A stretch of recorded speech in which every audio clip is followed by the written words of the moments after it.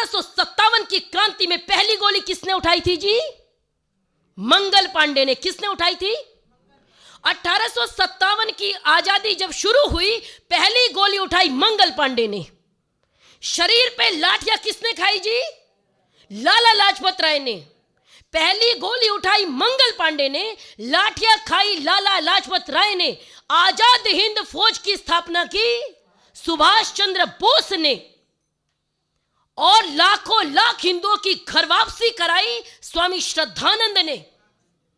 और घर वापसी के लिए प्राण देकर के चले गए पंडित लेखराम। पूरा जीवन समाज के लिए लगा दिया पंडित गुरुदत्त विद्यार्थी ने। अंग्रेजों की संगीनों के सामने सीना तान के खड़े होने की हिम्मत की स्वामी श्रद्धानंद ने। फांसी खाई थी राजगुरु सुखदेव, भगत सिंह, करतार सिंह सराभा, भाई बाल मुकुंद जैसे अनेकों लोगों ने। काला पानी की सजा मिली वीर सावरकर को।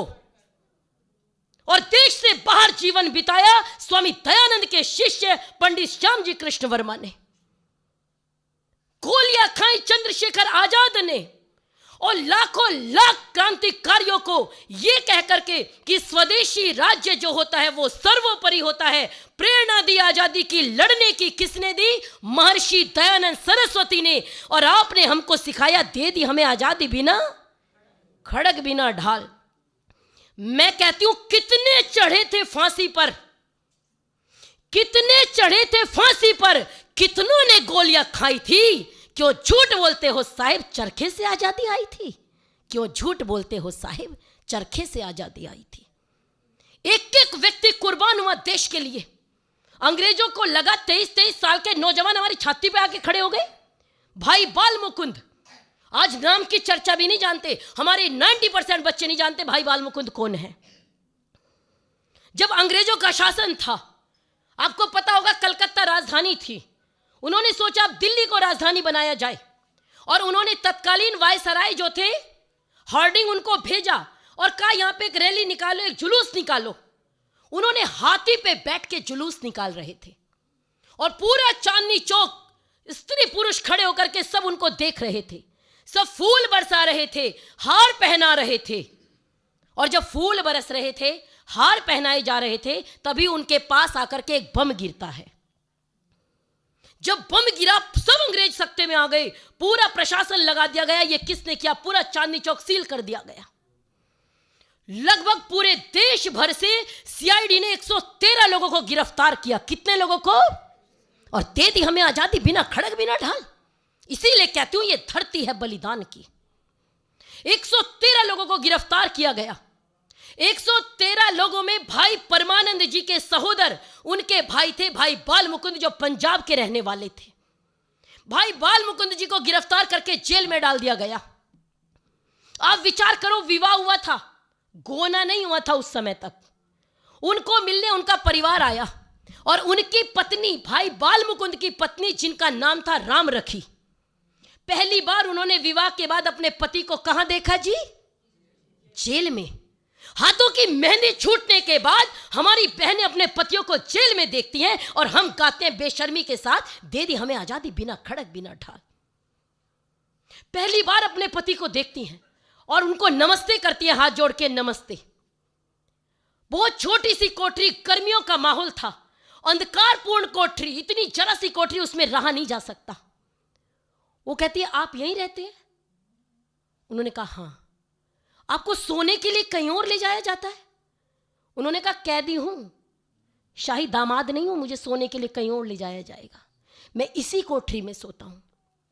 उनकी पत्नी की रूह कांप उठती है, इतनी सी कोठी में, इतनी जरा सी जगह में कैसे सोते होंगे? वो कहते हैं आप इतनी सी जगह में सोते हैं? वो कहते हैं सोता भी यहीं हूं, रहता भी यहीं हूं, खाता भी यहीं हूं, ये इतनी सी कोठरी मेरा जीवन है। वो पत्नी कहती है अच्छा खाते क्या हो? तो भाई बाल मुकुंद जेब में हाथ डालते और आधी रोटी उनको देते हैं, ये खाता हूं। और एक समय खाता हूं, 2 रोटी मिलती है। वो पत्नी उस रोटी को देखती हैं और खा के देखा तो उसमें राख मिली हुई थी। उस पत्नी ने उस रोटी को लिया और अपने घर आ गई। पूरा परिवार अपने घर लौट आया।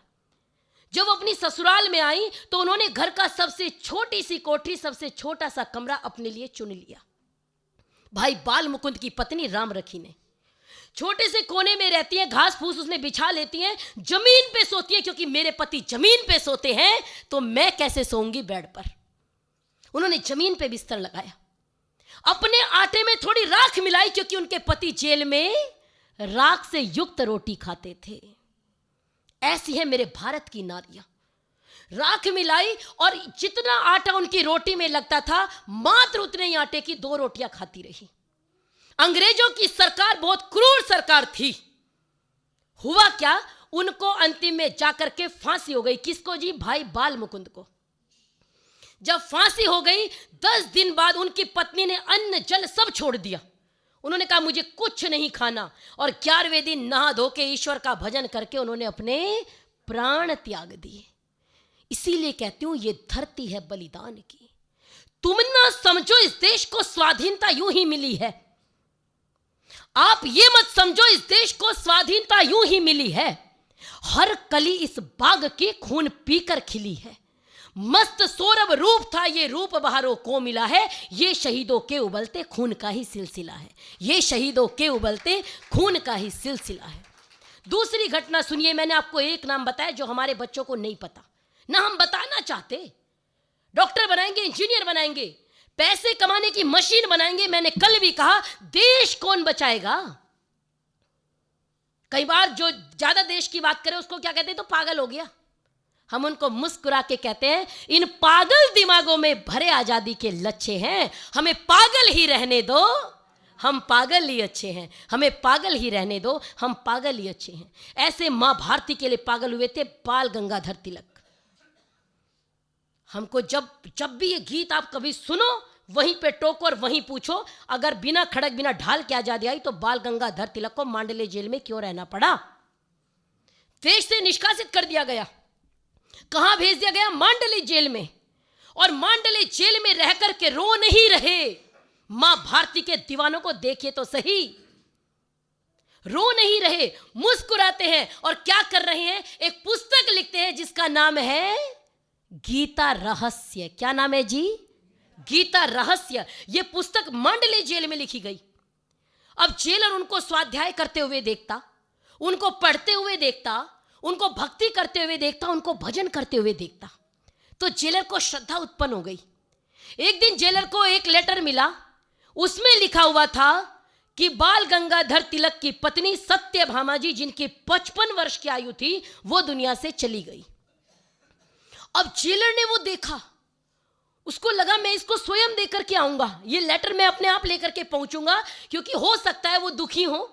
भाई एक तो मांडले जेल में रह रहे हैं, एक पत्नी भी दुनिया से चली गई, जीवन साथी चला गया, हो सकता है परेशान हो, तो मैं उनके आंसू पोंछूंगा।